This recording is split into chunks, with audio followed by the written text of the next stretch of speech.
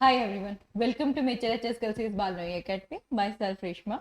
I am chemistry faculty here. Today we will discuss some important chemical reactions और formula based questions of chemistry. 30 question का set है जो आपके एक final revision के लिए आई थिंक बहुत हेल्पफुल रहने वाला है. कैसे सॉल्व करेंगे वो सब देखते हैं. स्टार्ट करते हैं हमारा test and it is the first question. देखिए ये रहा फर्स्ट क्वेश्चन. ओके, सबसे पहले इस फर्स्ट क्वेश्चन को रीड करते हैं, उसके बाद आगे बात करेंगे. फर्स्ट क्वेश्चन में क्या कहता है? कहता है in a following chemical reaction which component being reduced. सबसे पहले आपको पता होना चाहिए रिड्यूस यानी कि ऑक्सीडेशन और रिडक्शन की प्रॉपर्टीज क्या है, राइट? देखिए सबसे पहले जब हम बात कर रहे होते हैं ऑक्सीडेशन रिडक्शन की, तो मैं आपको यहाँ पर थोड़े से रूल्स मेंशन करा देती हूँ. ऑक्सीडेशन एंड रिडक्शन कुछ तो बहुत बेसिक से हैं जो हमें बहुत जूनियर क्लास से पढ़ते हुए हैं. जैसे ऑक्सीडेशन का मतलब है एडिशन ऑफ ऑक्सीजन, तो मतलब रिडक्शन का मतलब हो गया रिमूवल ऑफ ऑक्सीजन. यहाँ पर रिमूवल ऑफ हाइड्रोजन, क्योंकि अगर ऑक्सीजन ऐड हो रही है तो हाइड्रोजन रिमूव होगी ही होगी, और यहाँ पर एडिशन ऑफ हाइड्रोजन. ध्यान समझना कि जिसका ऑक्सीडेशन हो रहा हो, है ना, जिसका जो ऑक्सीडेशन कर रहा हो वो रिड्यूसिंग एजेंट है, और जिसका रिडक्शन हो रहा हो वो ऑक्सीडाइजिंग एजेंट है. स्वैप हो गया, ठीक है? तो लुक एट दिस क्वेश्चन. इन्हीं दो रूल से हमारा यह क्वेश्चन सॉल्व हो जाने वाला है. Look at this equation. इस वाले इक्वेशन में यहाँ पर मैग्नीज की साथ में ऑक्सीजन है और यहाँ पर मैग्नीज की साथ में ऑक्सीजन रिमूव हो गया, मतलब ऑक्सीडेशन. मतलब यहाँ पर क्या हो रहा है? ये रिड्यूस हो गया. और जब मुझे यहाँ पे रिड्यूस ढूंढना था तो मेरे पास आंसर मिला इन्हीं टू रूल से, एडिशन ऑफ ऑक्सीजन और रिमूवल ऑफ ऑक्सीजन. देखिए रिमूवल ऑफ ऑक्सीजन हुआ है, यहाँ पे O4 था, यहाँ पर O रिमूव हो गया, यानी मैग्नीज का रिडक्शन हुआ है, राइट? यानी यहाँ पर जो मैग्नीज है वो क्या हो गया? ऑक्सीडाइजिंग एजेंट हो गया. डन है. ओके, नेक्स्ट क्वेश्चन पे आते हैं. Which gas is release when a metal react with a dilute acid. कोई सा भी एसिड ले सकते हैं. ओके, ये आपने कहाँ पढ़ा? ये आपने पढ़ा है कहाँ पढ़ा है? ये आपने डेफिनेटली पढ़ा होगा मेटल हाइड्रोजन की गैस की फॉर्मेशन पे. वहां पर एक्चुअली बहुत सारी चीजें, लेकिन यहाँ पर एक इक्वेशन बताते मैं आपको. जब भी आप मेटल की रिएक्शन एसिड से कराएंगे, ठीक है, तो आपका जैसे यहाँ पर ZnCl2 बना, एक सॉल्ट बन गया और साथ में बनती है हाइड्रोजन गैस, ठीक. अभी एक क्वेश्चन ये है, क्या सभी मेटल ऐसा करेंगे? We said no. सिर्फ वो मेटल जो मेटल रिएक्टिविटी सीरीज में हाइड्रोजन से ऊपर है. ओके, पहली चीज, क्या सभी एसिड होंगे? We said no. Only Bronsted, Lowry, like लिवो, जो आपके लुइस एसिड है उसको छोड़ के, एक्सेप्ट द लुइस एसिड, क्योंकि लुइस एसिड के पास तो हाइड्रोजन आयन होता ही नहीं है. तो क्वेश्चन बेसिकली ये था, which gas is released when a metal react with dilute acid as this is hydrogen. Does hydrogen in our option? बिल्कुल है, it is in our C option. Let's move, आगे बढ़ते हैं. Come to the third question. Third question कहता है आपके पास which one of the following is a redox, not a redox reaction, not a redox reaction. पता क्या होता है, जो क्वेश्चन जिसमें भी नॉट आ जाता है ना वो थोड़ा सा ट्रिकी हो जाता है, मतलब कंफ्यूजन हो जाता है ना. हम लोग करेक्ट कोई चूज करते रहते हैं तो हमसे ही मिस्टेक हो जाती है. अच्छा, रिडॉक्स रिएक्शन हम किसे कहते हैं? रिडॉक्स रिएक्शन हम उसे कहते हैं जिसमें ऑक्सीडेशन और रिडक्शन दोनों हो रहा हो, ठीक है. अब यहाँ पर कहता है कि विच one of the following is not a redox reaction. इनमें से कौन सा रिडॉक्स रिएक्शन नहीं है? चलिए स्टार्ट करते हैं. पहले हम फर्स्ट वाली रिएक्शन देखते हैं. जो फर्स्ट वाली रिएक्शन है उसमें मैग्नीशियम है प्लस ऑक्सीजन है, और मैग्नीशियम में ऑक्सीजन ऐड हो रहा है, मतलब कि इसका क्या हो रहा है? यहाँ पर ऑक्सीडेशन हो रहा है.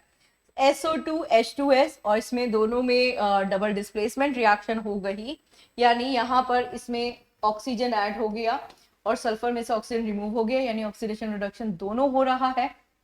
NaCl, AgNO3, this is chlorine.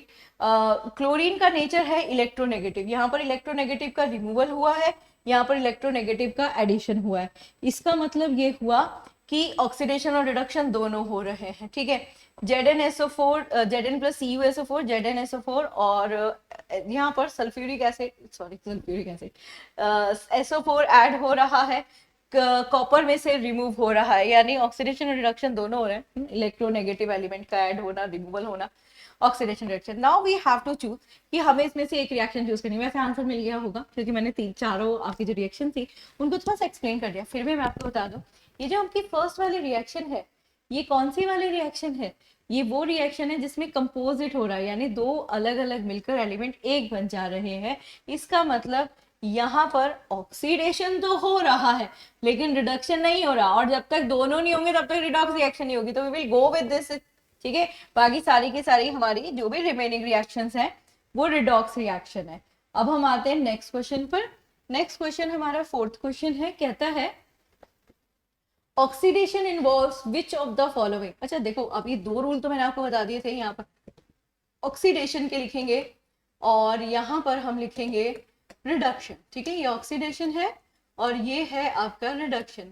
Oxidation बोले तो addition of oxygen, this is removal of oxygen, removal of hydrogen, addition of hydrogen, addition of electronegative, removal of electropositive, removal of electronegative, addition of electropositive. इसमें loss of electron होते हैं और इसमें gain of electron होते हैं, और इसमें valency positive, इसमें वैलेंसी नेगेटिव। ये ओवरऑल आपके ऑक्सीडेशन रिडक्शन के रूल्स हैं, देख लीजिएगा, बहुत इजी वे में लिखे हैं ताकि रिकॉल करने में इजी रहे। तो सबसे पहले कहता है गेन ऑफ इलेक्ट्रॉन।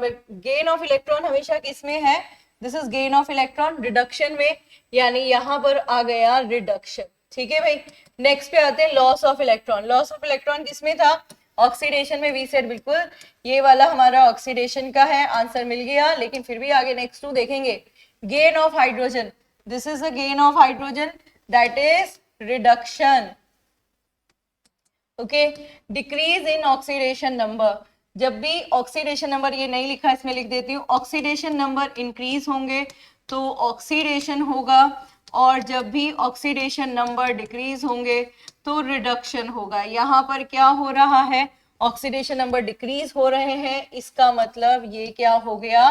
रिडक्शन। मतलब बताने की जरूरत नहीं है कि आपके पास आंसर मिल चुका है बी, बट आपने देखा हमने चारों को ब्रीफ कर दिया विद द रूल, है ना, रिवीजन के लिए बेस्ट वे हो जाता है। आगे बढ़ते हैं। फिफ्थ क्वेश्चन में कहता है in the following reaction which substance is reduced. Again हमारा यही रूल्स को हम देख लेंगे यहाँ पर इक्वेशन में। रिड्यूस का मतलब है रिडक्शन किसका हो रहा है, तो सबसे पहले MnO2 था, यहाँ पर Mn हो गया, मतलब इसमें से ऑक्सीजन निकल गया। जब ऑक्सीजन निकलता है तो रिड्यूस हो गया, तो बेसिकली ये आपका रिड्यूस्ड हो गया, राइट, फर्स्ट थिंग।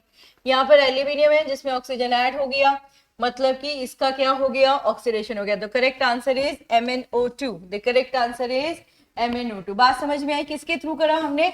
रूल्स के थ्रू करा। ठीक है, किसके थ्रू किया है? रूल्स के थ्रू, जो मैंने यहाँ पर मेंशन करे हुए थे। The correct answer is D. चले लेट्स मूव, आगे बढ़ते हैं, come to the next question. और नेक्स्ट क्वेश्चन क्या कहता है देखते हैं। नेक्स्ट क्वेश्चन है हमारा सिक्स क्वेश्चन। सिक्स क्वेश्चन बोल रहा है which one of the following define dis proportionation reaction। okay, so what is the meaning of this? तो जब भी हम इस रिएक्शन के बारे में बात करते हैं तो बेसिकली ये एक वो रिडॉक्स रिएक्शन होती है जिसमें एक सिंगल स्पीसीज, यानी कोई भी कंपाउंड है, एलिमेंट है जो सिंगल होता है, लेकिन उसका ऑक्सीडेशन तो सिंगल हो रहा है, लेकिन वो क्या कर रहा है? टू मोर प्रोडक्ट्स बना रहा है। अभी मैं आई एम नॉट सेइंग कि वो ऑक्सीडाइजिंग एजेंट है, रिड्यूसिंग एजेंट है, यू कैन से कि वो टू प्रोडक्ट्स बना रहा है। तो मैं रिपीट करती हूँ, ये वो रिएक्शंस हो गए जो एक तरह की रिडॉक्स रिएक्शन, इसमें ऑक्सीडेशन रिडक्शन दोनों हो रहा है, जिसमें एक सिंगल होता है, मे बी और एलिमेंट, मे बी और कंपाउंड। वो स्पीसीज जो सिंगल है उसका एक ही बार ऑक्सीडेशन हो रहा है, बट दो रिजल्टेंट प्रोडक्ट्स बन रहे हैं। Is that clear? अब हम देखेंगे हमारे ऑप्शन में से कौन सा करेक्ट है। Two different reactants form one product. Okay, we can say, है ना, टू डिफरेंट प्रोडक्ट्स मिलकर, रिएक्टेंट मिलकर एक प्रोडक्ट बना रहे हैं, कैन से, बिल्कुल ठीक है, क्योंकि लास्ट में हमने यही कहा था ना कि सिंगल होता है, एक बार ऑक्सीडेशन होता है, फिर दो प्रोडक्ट बनते हैं, तो दो प्रोडक्ट मिलकर एक बना रहे हैं ना। यस, फिर भी आगे देखते हैं। A single element is both oxidise reduce, नहीं, सिर्फ ऑक्सीडेशन हो रहा है उसका। A component break down into a two element. यहाँ पर ना थोड़ा सा कंफ्यूजन है, पहले उसका ऑक्सीडेशन हुआ था और ऑक्सीडेशन के बाद उसने टू एलिमेंट्स फॉर्म किए थे, तो ये उतना डिफाइन नहीं कर रहा। हाँ, पार्शियल, आधा स्टेटमेंट करेक्ट है। An acid react with base, that is the neutralisation reaction. तो हमारे पास 2 रॉन्ग है और ये ए और सी वाला जो है वो करेक्ट है, जिसमें से सी वाला पार्शियल करेक्ट है बट ए वाला आपका कंप्लीटली करेक्ट है। तो we will go with this A. हम लोग किसकी साइड में जाएंगे, ज्यादा प्रायोरिटीज किसको देंगे, ए वाले को देंगे। रीजन भी बता दिया आपको, रिएक्शन की मीनिंग भी बता दी। अब आगे बढ़ते हैं, आगे जो आपका है नेक्स्ट है that is rancidity. Basically rancidity को समझाने के लिए बहुत अच्छा तरीका है। जैसे मान लो कोई फूड प्रोडक्ट होता है ना हमारा, जैसे कोई भी बेसिकली जो फ्राई वाले प्रोडक्ट्स होते हैं उसमें जल्दी मिल जाता है, ऑयल कंटेनिंग ज्यादा होता है। तो अगर आप उसको एक एयरटाइट बॉक्स बंद डब्बे में रखेंगे, थोड़े टाइम के बाद उसमें एक अजीब से स्मेल आ जाती है, तो हम क्या बोलते हैं कि ये ऑक्सीडाइज्ड हो गया।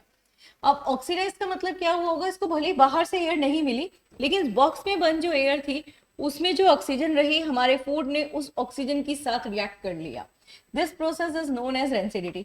अब सपोज मुझे रेंसिडिटी नहीं करा, मतलब मैं ये चाहती हूँ कि मेरा जो प्रोडक्ट है वो ऐसा खराब ना हो, तो मुझे उसके अंदर कुछ ऐसा एलिमेंट फिल करना पड़ेगा जो ऑक्सीजन से बहुत जल्दी रिएक्शन करे या बहुत ज्यादा रिएक्शन करे, यानी सारी ऑक्सीजन को ले ले बट मेरे प्रोडक्ट को हार्म ना करे। तो ऐसा जो प्रोडक्ट है वो है नाइट्रोजन। दैट्स वाई आपके जो वेफर्स चिप्स के पैकेट्स होते हैं उसके अंदर नाइट्रोजन गैस फिल करी जाती है टू प्रिवेंट रेंसिडिटी, रेंसिडिटी से बचने के लिए। तो होप रेंसिडिटी टर्म्स क्लियर हो गया।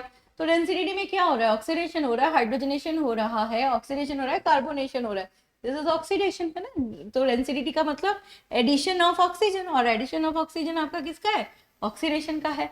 ओके आगे बढ़ते हैं।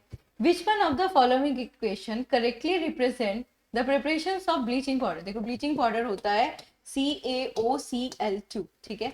ब्लीचिंग पाउडर बनाने के लिए हम क्या करते हैं, जो हमारा स्लिक लाइम होता है ना चूना, उसके अंदर क्लोरीन गैस प्रोवाइड करते हैं। तो स्लिक लाइम हो गया आपका CaOH का होल टॉय, ये रहा जिसमें क्लोरीन गैस पास कराई और बन गया आपका दिस इज ब्लीचिंग पाउडर, ठीक है। CaOH का होल टॉय। वैसे बेसिकली अगर हम इस वाली रिएक्शन के बारे में बात करें तो इसको हम इंडस्ट्रियल लेवल पे ब्लीचिंग पाउडर के लिए यूज करते हैं, ठीक है। CaOCl2। वैसे आपको पता है ब्लीचिंग पाउडर और भी बहुत सारे मेथड से बनती है बट इसमें मेजर प्रोडक्ट होता है। अभी और रिएक्शंस को देखते हैं, preparations of bleaching powder. First वाला कैल्शियम ऑक्सीक्लोराइड नहीं बनाएगा। सेकेंड वाले में अगर हम बात करें तो calcium carbonate and chlorine, carbonate के साथ में कभी भी ऑक्सी टर्म रिलीज नहीं होगा, रॉन्ग है। सेकेंड वाला करेक्ट था, डी सेकेंड मतलब डी वाला, यहाँ तक रिएक्शन ठीक थी बट यहाँ पे हाइड्रोजन गैस रिलीज कर दी। हाइड्रोजन नहीं होगी, वाटर रिलीज होगा, हाइड्रोजन होती तो रिएक्टेंट है, प्रोसेस चलती चली जाती। That mean the correct answer is this B. Okay now the next, what is the chemical formula of plaster of Paris is obtained by the heating of gypsum। पहले मैं आपको इसमें बताती हूँ जिप्सम का। जो आपका जिप्सम है दिस इज CaSO4, जिसमें डॉट करके है, दिस इज डॉट करके 2H2O, ये फॉर्मूला है आपके जिप्सम का, CaSO4.2H2O। This is the chemical formula of gypsum. अब आप इसको गर्म करते हैं, तो जब हम इसको गर्म करते हैं, हीट कर रहे हैं, तो जो टेम्परेचर होना चाहिए लगभग 373, मैं यहाँ पे हीट का साइन ये बनाती हूँ 373 केल्विन में, ठीक है। तो जैसे ही आप ऐसा बनाते हैं तो क्या हो जाएगा आपका CaSO4 डॉट, देखो 2H2O था ना, ये हाफ H2O हो जाएगा एंड प्लस 1 होल 1/2H2O यहाँ पर रह गया, ठीक है। ये जो बना दिस इज योर POP। अब ये जो रिएक्शन है ना, ये रिवर्सिबल रिएक्शन है। मैं इस रिएक्शन को फिर ऐसे करूं तो इन दोनों को हीट कराऊं तो वापस से मैं क्या ऑब्टेन हो जाएगा, जिप्सम ऑब्टेन हो जाएगा। तो क्वेश्चन यहाँ पर ये था what is the chemical formula of plaster of Paris. तो ये था प्लास्टर ऑफ पेरिस का formula CaSO4 dot half H2O, CaSO4 dot half H2O, that is the correct answer, ठीक है। CaSO4 dot half H2O। आगे बढ़ते हैं, नेक्स्ट पर आते हैं। रिएक्शन भी आप लोगों को लिखा दी थी, नेक्स्ट पर आते हैं। नेक्स्ट क्या कहता है देख लो, the reaction NH3 HCl NH4Cl, ठीक है, अमोनिया और हाइड्रोक्लोरिक को मिलाकर अमोनियम क्लोराइड बनता है। ये किस, it is an example of reaction. देखो सिंपल सी बात है, ये दोनों कंबाइन हुए और कंबाइन होकर एक बना दिया, तो ये कॉम्बिनेशन रिएक्शन है ना। कौन सी रिएक्शन हो गई आपकी, कॉम्बिनेशन रिएक्शन हो गई। तो क्लियर है ना, क्वेश्चन से पता चल गया। चलिए अब आगे बात करते हैं। What is the product is obtain मतलब formed when an ethene undergo hydrogenation in a presence of nickel catalyst। Okay, जब भी निकल कैटेलिस्ट आए, जब भी पैलेडियम कैटेलिस्ट आए, तो समझ जाइएगा वो हाइड्रोजनेशन की रिएक्शन है। यहाँ पर सैचुरेटेड अनसैचुरेटेड से सैचुरेटेड बनता है हाइड्रोजन हाई प्रेशर के साथ, निकल या पैलेडियम कि 7 बनता है, दिस इज C2H6। देखिए C2H6 क्या बन गया आपका, सिंगल बॉन्ड बन गया है ना।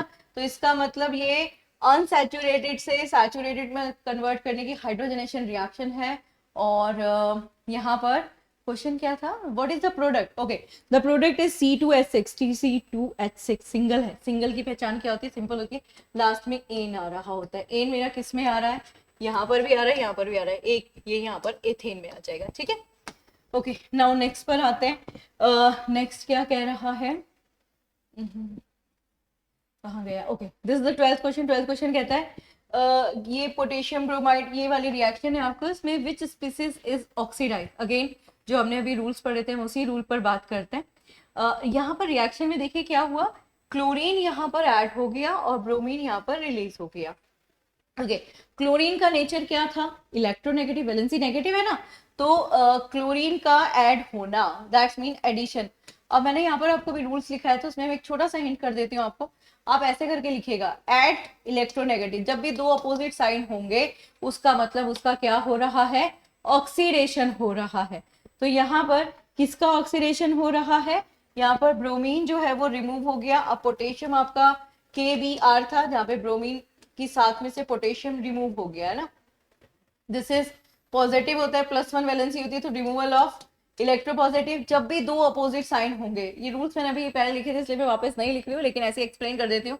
आप सिर्फ नोटिस कीजिए, यहाँ पर पोटेशियम था और यहाँ पे पोटेशियम का रिमूवल हुआ। पोटेशियम का नेचर क्या होता है, पॉजिटिव, तो पॉजिटिव वाले का रिमूवल हुआ है। जब दो अपोजिट साइन है तो oxidation, yes this is bromine के बारे में हम लोग यहाँ पर बात करेंगे। D should be the correct answer, ठीक है। डी क्यों लेंगे, Br नेगेटिव ले लेंगे ना, दिस इज आयनिक फॉर्म में हो गया आपका। ये क्या हो गया, दिस इज ऑक्सीडाइज। वैसे एक बात बताइए, हमें भी रिएक्शन में तो ऑक्सीडाइजेशन फॉर्म में दिया हुआ ही नहीं है, तो जब नहीं दिया हुआ तो हम यहीं पर लेते हैं, this should be the correct answer, है ना। अगर आयनिक फॉर्म में होता तो हम वहां पर जाते, इक्वेशन में आयनिक फॉर्म में नहीं है। चलो आगे बात करते हैं, नेक्स्ट इक्वेशन पर आते हैं। क्या कहती है next equation, which of the following is not a redox reaction. The same like जैसे अभी हमने करा था ना, इससे पहले वाला क्वेश्चन बिल्कुल उसी तरह का क्वेश्चन है। यहाँ पर हम देख लेते हैं कि कौन सी वाली हमारी जो है वो ऑक्सीडेशन और रिडक्शन दोनों शो करे। जो ऑक्सीडेशन रिडक्शन दोनों शो करे वही हमारी रिडॉक्स रिएक्शन होती है। तो फर्स्ट वाली रिएक्शन में क्या है, मैं आपको ऐसे थोड़ा सा बताती हूँ, फर्स्ट वाली रिएक्शन को सॉल्व करना फिर आप देख लीजिएगा। SO4 का ऑक्सीडेशन नंबर है -2, तो ये रहा -2, तो इसके साथ जो भी होगा उसका ऑक्सीडेशन नंबर +2।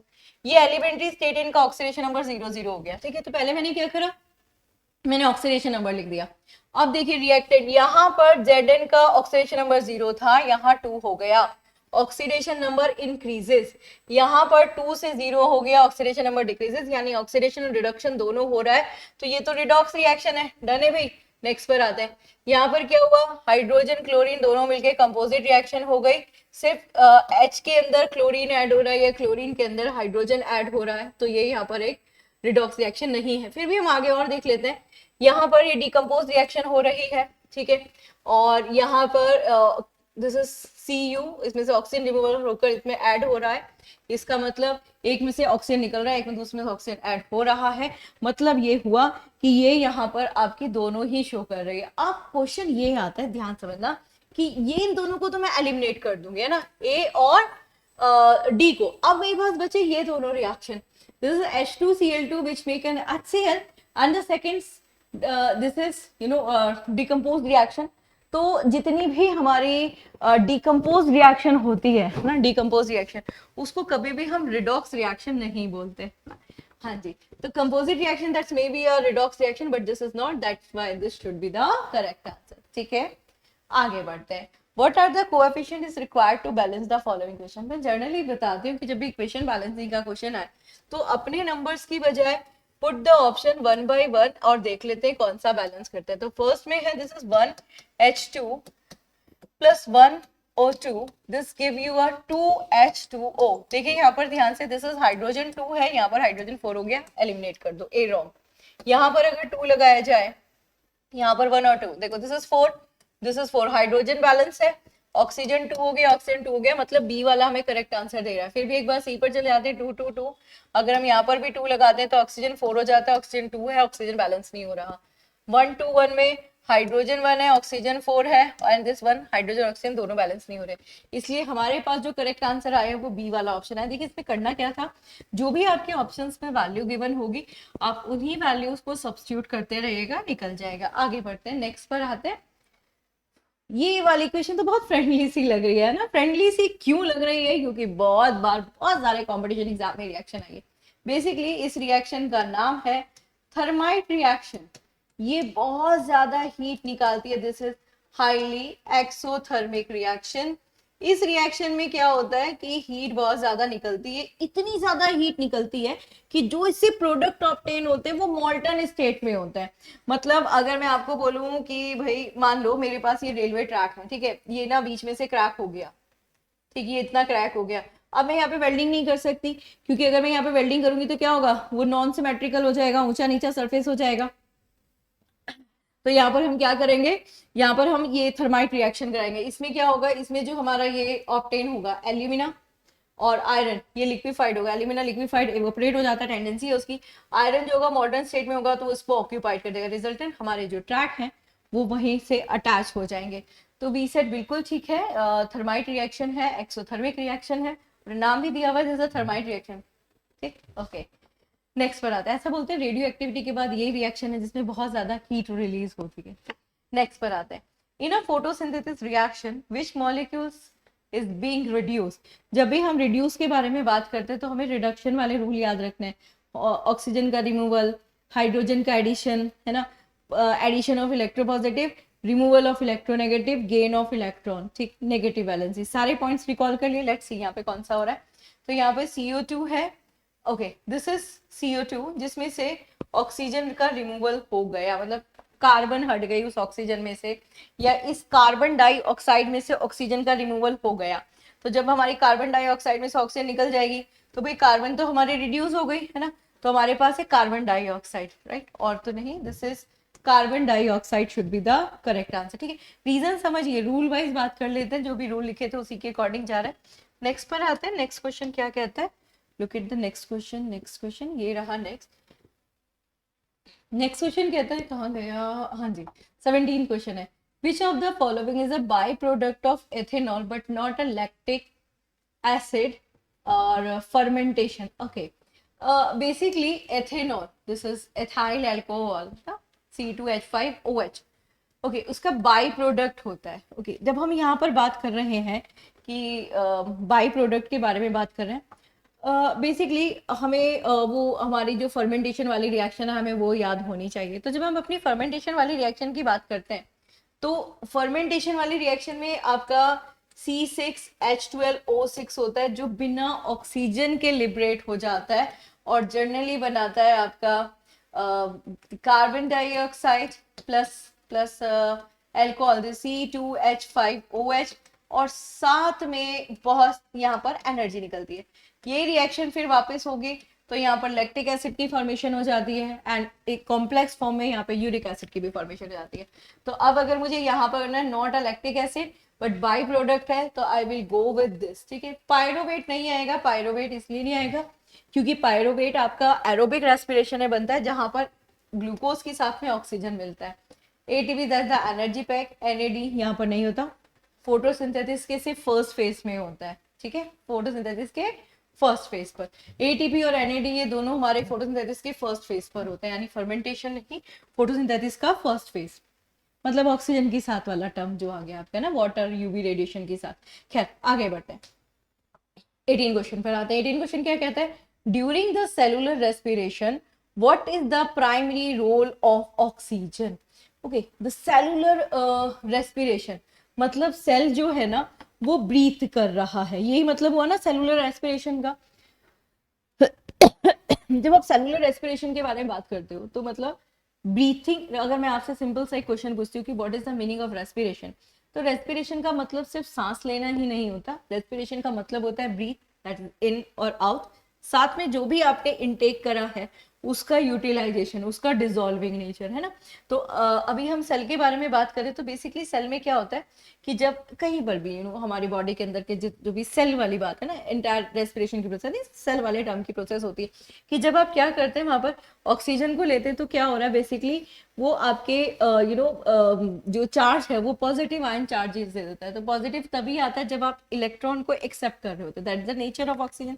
लेट्स सी ये किस वे में आपको आंसर दे रहा है। To provide carbon from glucose, बिल्कुल भी नहीं। अच्छा, to provide carbon for glucose, ऐसा नहीं बोल सकता मैं। अगर इसको ऐसा बोलते टू प्रोवाइड कार्बन, हाँ टू प्रोवाइड कार्बन, नहीं, carbon to form glucose, that is your respiration. और जो हमारे अंदर नहीं होती, हमारे प्लांट्स के अंदर होती है वो फोटोसिंथेसिस का लास्ट वाला जो फेस होता है। ठीक है, नेक्स्ट पर आता है। To act the final electron acceptor, अभी तक मुझे ये करेक्ट आंसर लग रहा है, लेकिन मैं फिर भी आगे देखूंगी। To catalyse the breakdown of water, अगर मैं इसका आंसर बोलूँ कौन सा कैटेलाइज यूज किया जाता है वाटर के ब्रेकडाउन में, सॉरी, तो वहां पर होता है आपका यूवी रेडिएशन। यूवी रेडिएशन को ट्रैप करने के लिए प्लांट्स में क्लोरोफिल, दैट्स मीन फोटोसिंथेसिस में आ गया। The stored energy is a phosphate bond, no. यहाँ पर जो करेक्ट, एक्चुअली फॉस्फेट बॉन्ड जो होता है वो तो सिर्फ अमीनो एसिड के लिए यहाँ पर होता है। अमीनो एसिड में बेसिकली पेप्टाइड बॉन्ड होता है, फॉस्फेट बॉन्ड नहीं होता। फॉस्फेट बॉन्ड से मेम्ब्रेन से रिलेट कर सकता है। मतलब ओवरऑल रॉन्ग है। बी जो है वो उसका मोस्ट करेक्ट आंसर लग रहा है, इसलिए we will go with B. ये वाले क्वेश्चंस होते हैं जो बहुत सारे करेक्ट आंसर्स फॉर्म में हो सकता है, मतलब the ways are different different. इन ऑप्शंस में यही वाला करेक्ट था जो मोस्ट अप्रोप्रिएट आंसर लग रहा था। अब हम नेक्स्ट पर आते हैं। नेक्स्ट में है Zn Cu2+, Zn2+ और प्लस Cu। मीनिंग समझ रहे हैं आप? ये जो +2 है ये इसने चार्ज या वैलेंसी की फॉर्म में यहाँ पर गिवन है ना। अच्छा, मैं आपको ऑक्सीडेशन में एक और बात बता दूं, जब भी एलिमेंट्री फॉर्म में होगा, जैसे Zn है यहाँ पर, ओनली Zn है, ओनली Cu, ये एलिमेंट्री फॉर्म है। एलिमेंट्री फॉर्म में हमेशा ऑक्सीडेशन नंबर 0 होता है। ठीक है, तो व्हेन यू टॉकिंग अबाउट इसमें से कौन सा ऑक्सीडाइजिंग एजेंट है, मतलब समझ रहे हो आप? ऑक्सीडाइजिंग एजेंट का मतलब इनमें से किसका रिडक्शन हो रहा है, तो जिसका रिडक्शन हो रहा होगा वो होगा ऑक्सीडाइजिंग एजेंट। पहले कंसेप्ट क्लियर हो गया? चलो अब बात करते हैं। देखिए, इसका ऑक्सीडेशन नंबर 0 है, इसका ऑक्सीडेशन नंबर +2 है, इसका ऑक्सीडेशन नंबर +2 है, इसका ऑक्सीडेशन नंबर 0 है। ठीक है, अब आप देखिए, जब ऑक्सीडेशन नंबर इंक्रीज हो रहा है तो ऑक्सीडेशन हो रहा है, ऑक्सीडेशन हो रहा है मतलब रिड्यूसिंग एजेंट है। जब ऑक्सीडेशन नंबर कम हो रहा है इसका मतलब रिडक्शन हो रहा है, मतलब ये oxidizing agent. Talking about the oxidizing agent, तो Cu2+ should be the oxidizing agent. ठीक है, चले आगे बात करते हैं। इन द कंबशन मैग्नीशियम और ऑक्सीजन, देखो जब भी ऑक्सीजन की प्रेजेंस होगी बर्निंग और कंबशन वर्ड आना ही आना है। मैग्नीशियम ऑक्साइड, कौन सी रिएक्शन है ये वो वाली रिएक्शन है, वो रिबन वाली नहीं थी, मैग्नीशियम रिबन वाली, जब जलाते हैं तो ग्लो करता है, वो वाली रिएक्शन है। What is the change in the oxidation state of magnesium? Okay, यहाँ पर अगर मैग्नीशियम की स्टेट के बारे में बात करें तो जो फर्स्ट वाली स्टेज है उसमें है Mg ओनली। Mg ओनली बोले तो only elementary form, elementary form में अभी मैंने जस्ट आपको बताया था इट इज 0, तो 0 से यहाँ पर इंट्रोड्यूस हो रही है, तो मैं ये दोनों पर जाऊंगी, ये दोनों एलिमिनेट कर दिया। अब क्वेश्चन ये है कि ऑक्सीजन ऐड हुआ है, ऑक्सीजन का ऑक्सीडेशन नंबर क्या होता है, तो मैं यहाँ पर थोड़ा सा हिंट कर देती हूँ आपको। ऑक्सीडेशन के 4 ऑक्सीडेशन नंबर होते हैं। ठीक है, ऑक्सीडेशन के 4 ऑक्सीडेशन नंबर है। एक आपका हो गया, this is -2, this is 2, 1, half, and this is +2 minus. ठीक है, ये माइनस है सारे, ये तीनों माइनस है, ये प्लस है। ये प्लस वाला उसके साथ है क्योंकि ये खुद एक इलेक्ट्रोनेगेटिव के साथ मिलेगा, that's mean with the fluorine, right. और ये हो गया सुपर ऑक्साइड, ये सुपर ऑक्साइड के लिए, ये वाला हो गया पर ऑक्साइड, पर ऑक्साइड के लिए, और ये हो गया इन जनरल, जब भी हमारा कोई भी इन जनरल हो, राइट। अब यहाँ पर हम इन जनरल वाला लेंगे तो मैग्नीशियम का ऑक्सीडेशन नंबर यहाँ पे, सॉरी, ऑक्सीजन का ऑक्सीडेशन नंबर -2 है, तो मैग्नीशियम का क्या हुआ होगा, -2 के साथ में ये +2 हुआ होगा। इसका मतलब 0 से +2 है, 0 से +2, it is in option A. ध्यान से देखिए, मिल गया आंसर। चले अब आगे बढ़ते हैं, नेक्स्ट क्वेश्चन की तरफ जाते हैं। Al2O3 + NaOH, और यहाँ पर हमें सब्स्टिट्यूट करना है द मिसिंग प्रोडक्ट, है ना।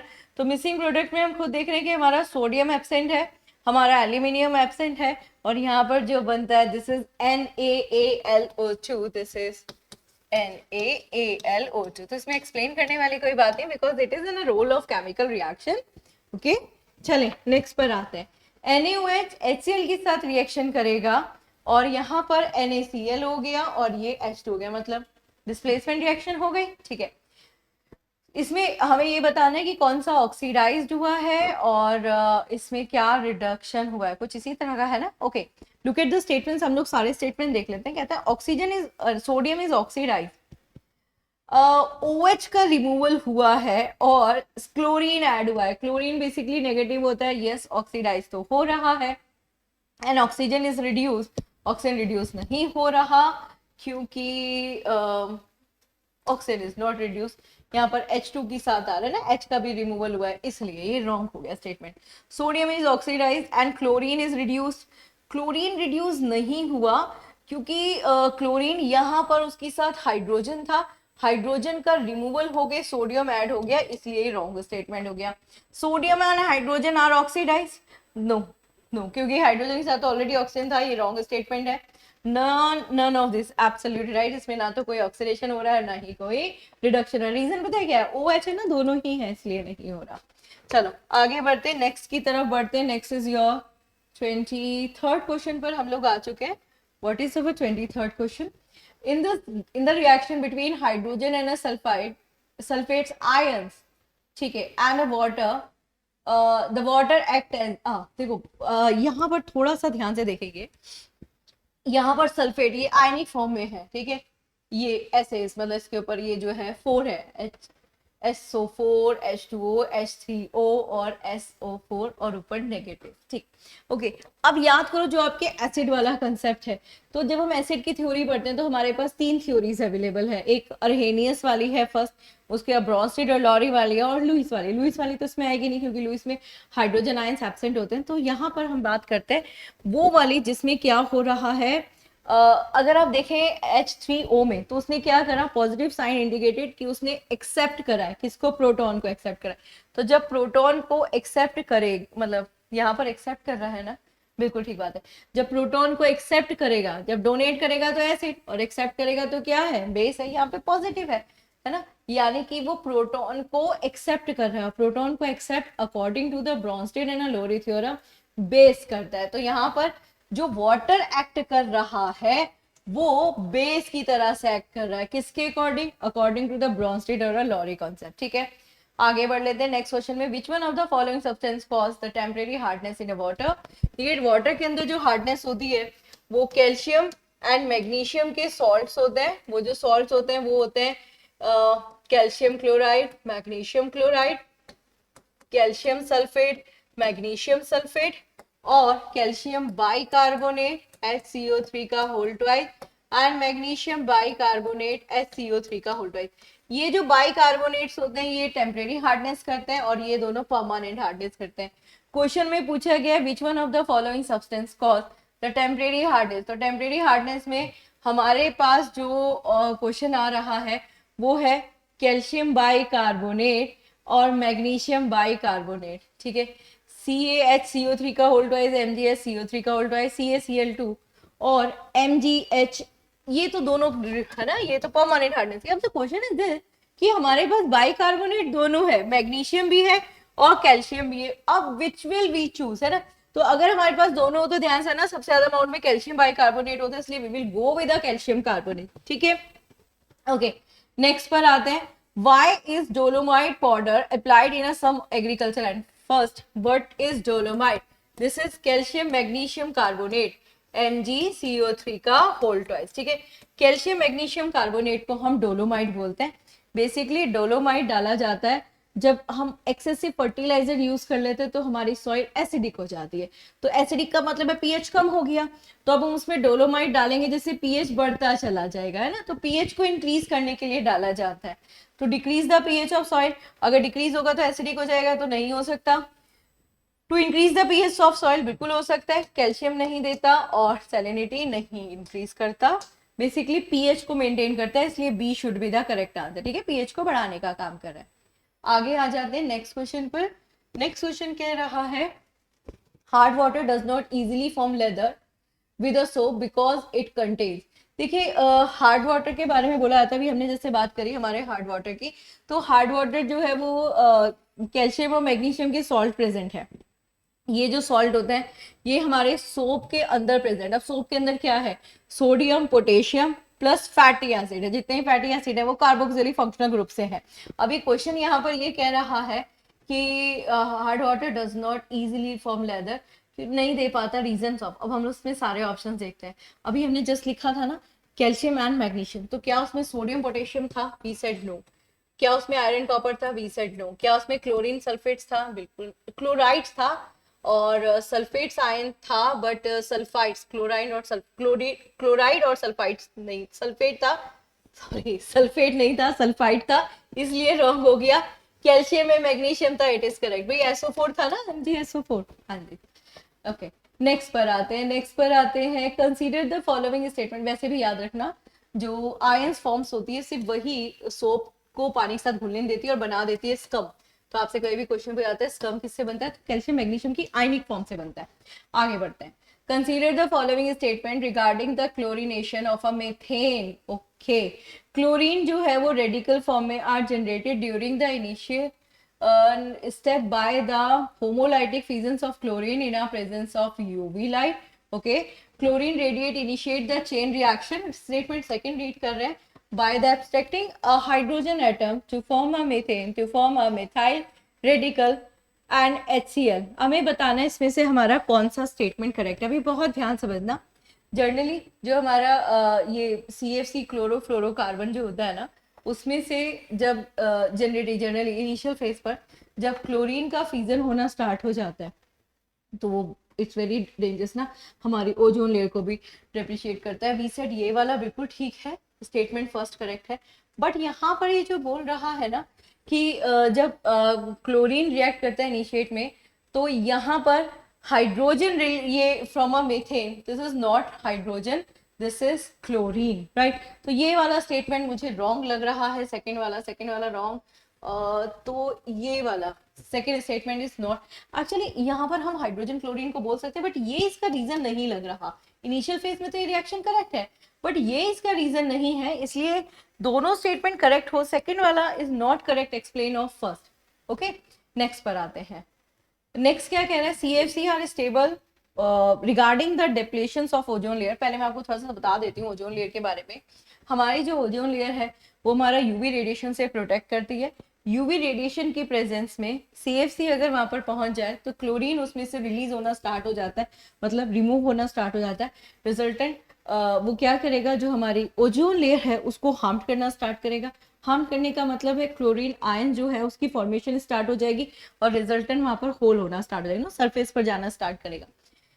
Now CFC are stable in a lower atmosphere but break down the star। absolutely right, बिल्कुल करेक्ट स्टेटमेंट है। अब आगे बढ़ते हैं, ये क्या कहता है कि a single chlorine radical are destroy thousand of ozone molecules because it is regenerated in a chain reaction. देखो चेन रिएक्शन तो होती है but that is the radical chain reaction. ये देखो यहाँ पर भी लिखा हुआ था ना चेन रिएक्शन, तो ये वाला स्टेटमेंट है तो करेक्ट, बट इससे हमारा क्लोरीन रिलीजिंग वाला टर्म यानी फर्स्ट वाला एक्सप्लेन नहीं हो रहा, इसलिए स्टेटमेंट ये बी वाला करेक्ट होगा। ठीक है भाई, चलें आगे बढ़ते हैं, नेक्स्ट पर आते हैं। क्या कहता है नेक्स्ट वाला, देखें। कहता है आयरन नेल को अगर हम कॉपर सल्फेट में डालें तो दिस इज आयरन और कॉपर सल्फेट, ठीक है। तो ये रिएक्शन हो गई, इट्स टर्न ब्राउन तभी हुआ होगा जब आयरन सल्फेट अलग हुआ होगा और कॉपर अलग हुआ होगा, यही हुआ होगा ना। अच्छा, ये कौन सी रिएक्शन हो गई, ये डिस्प्लेसमेंट रिएक्शन हो गई। इस डिस्प्लेसमेंट रिएक्शन में से आयरन का कॉपर का रिमूवल इसीलिए हुआ होगा क्योंकि आयरन इससे ज्यादा रिएक्टिव रहा होगा, यही मतलब रहा होगा। वी सेड बिल्कुल ठीक है। अगर हम मेटल रिएक्टिविटी सीरीज की बात करें तो कॉपर यहाँ पर आता है, आयरन यहाँ पर आता है। यहाँ का मतलब बीच में हाइड्रोजन है, ये नोबल एलिमेंट में आता है और ये रिएक्टिव एलिमेंट में आता है, मतलब एक्टिव है, बहुत ज्यादा रिएक्टिव नहीं है बट एक्टिव कंपोनेंट में आता है। तो मतलब ये तो दोनों ही स्टेटमेंट हमारे करेक्ट हो गए ना। ये बोल रहा है मोर रिएक्टिव कॉपर डिस्प्लेस, हाँ उसने कभी डिस्प्लेस किया होगा ना जब वो मोर रिएक्टिव रहा होगा। एब्सोल्युटली राइट, तभी तो इसको हम बोलते हैं कि ये हमारी वैसे भी रिडॉक्स रिएक्शन बन रही है, बिल्कुल ठीक है। SO4 ये अभी हमने ऐसे सॉल्व भी करा था ना, -2 + 2 ऑक्सीडेशन नंबर से, yes it is the redox reaction. अब हम आगे हमारे लास्ट वाले क्वेश्चन पे। लास्ट वाला क्वेश्चन कहता है हेबर प्रोसेस। बेसिकली अगर हम हेबर प्रोसेस के बारे में बात करें, कुछ रिएक्शन है ना जो टिप पर लर्न कर लीजिएगा, बाय नेम पूछी जाती है। क्रिप्स रिएक्शन है, डेकन रिएक्शन है, हेबर, ऑसवेल्ड प्रोसेस, इन सब के बारे में, बॉश प्रोसेस, इनके क्वेश्चंस पूछे जाते हैं। तो जो हमारी हेबर प्रोसेस है उसमें अमोनिया का प्रोडक्शन होता है नाइट्रोजन और हाइड्रोजन के रिएक्शन के साथ। तो इसमें ना एक कैटलिस्ट यूज करते हैं, और वो जो कैटलिस्ट होता है वो इस रिएक्शन को मतलब एक्टिवेट करता है, लाइक फास्ट, मतलब एक्टिवेशन रेंज को जनरली, जैसे जो इसकी एक्टिविटी रेंज है, क्योंकि हाइड्रोजन है, हाइड्रोजन की तो सारी रिएक्शन आपकी क्या होती है, वैसे लाइक कंबस्टेबल रिएक्शंस होती हैं। तो वहां पर हमें एक ऐसा कैटलिस्ट चाहिए था जो रिएक्टिव मेटल्स की फॉर्म में हो, ठीक है। तो उसमें बेस्ट होता है हमारा iron, okay. And finally divide, अच्छा इसमें लिखा हुआ है dividend iron is use, the role of iron here is, देखो, शिफ्ट द इक्विलिब्रियम राइट, बिल्कुल भी नहीं। Increase the yield of ammonia, बिल्कुल भी नहीं। Lower the activation energy of the reaction, बिल्कुल ठीक है, क्योंकि हाइड्रोजन की रिएक्टिविटी बहुत फास्ट होती है, तो आयरन उसको कंट्रोल करेगा। ये कहीं ना कहीं करेक्ट लग रहा है, जब तक कि मैं डी नहीं पढ़ती मैं आगे नहीं बताऊंगी कौन सा करेक्ट है। Increase the pressure of the system, catalyst pressure पे काम नहीं करता, रिएक्शन रेट पर काम करता है सिर्फ, इसलिए we will go with this, okay. तो ये जो क्वेश्चन थे ये आपके केमिकल रिएक्शन बेस्ड क्वेश्चन थे। होप समझ में आए होंगे, हेल्पफुल भी रहे होंगे। इसकी जो एक्सप्लेनेशन थी वो साथ में दी। समटाइम कुछ क्वेश्चंस ऐसे हो जाते हैं जहां पर कंफ्यूजन आना स्टार्ट हो जाता है। जैसे अगर मैं भी एक क्वेश्चन के बारे में बात करूं, तो मुझे पर्सनली लगता था कि अगर इस तरह का क्वेश्चन आएगा तो स्टूडेंट कंफ्यूज होगा। देखो ये वाला क्वेश्चन है ना, hard water does not easily form lather with a soap. तो ये हम सब जानते हैं कि हमारा जो हार्डनेस है वो क्लोराइड, सल्फेट्स एंड बाइकार्बोनेट्स की वजह से होती है। एंड यहाँ पर बोल रहे सोप में डिजोल्व नहीं हो रहा, दैट्स मीन टॉकिंग अबाउट कि जो कार्बोक्सिलिक फंक्शनल ग्रुप के फैटी एसिड्स हैं उनकी साथ डिसॉल्व नहीं हो रहा, तो उनके साथ सल्फेट्स फिर भी आयन डिसॉल्व हो जाते हैं ना, क्लोराइड्स और सल्फेट्स आयन डिसॉल्व हो जाते हैं, और ये दोनों हार्डनेस बनाते हैं। तो यहाँ पर जो हमने आंसर लिया वो हमने कैल्शियम और मैग्नीशियम आयन लिया। तो डोंट बी थिंक सो कि क्लोराइड्स और सल्फेट्स हार्डनेस नहीं देते वाटर की, हार्डनेस दे रहे थे, लेकिन क्या कर रहे थे, स्कम बना रहे थे, है ना। स्कम जो होता है वो जो झाग स्ट्रक्चर होता है। तो ये क्वेश्चंस कुछ ऐसे होते हैं जो कंफ्यूजिंग हो जाते हैं, बट एक दो बार अगर आप प्रैक्टिस करेंगे इन क्वेश्चंस की तो डेफिनेटली ये कंफ्यूज नहीं होंगे। स्टेटमेंट वाले क्वेश्चन थोड़ा कंफ्यूजन करते हैं। डायरेक्ट रिएक्शन बेस्ड वाले क्वेश्चन, जैसे बीच बीच में हमारे कुछ क्वेश्चन आए थे ना कि यहाँ पे कौन सा प्रोडक्ट बनेगा, वो वाले क्वेश्चंस फिर भी थोड़ा सा इजी होते हैं। बट जब इस तरह के क्वेश्चंस आ जाते हैं तो मैं ये नहीं बोल रही हूँ कि इजी नहीं होते, इजी होते हैं, बट थोड़े से ट्रिकी टर्म में चले जाते हैं, ठीक है। तो होप ये पेपर आप लोग के लिए हेल्पफुल रहा होगा। प्रैक्टिस के लिए बहुत अच्छा क्वेश्चन सेट था। ऐसे ही और क्वेश्चंस के लिए मिलेंगे। थैंक यू एंड जय हिंद।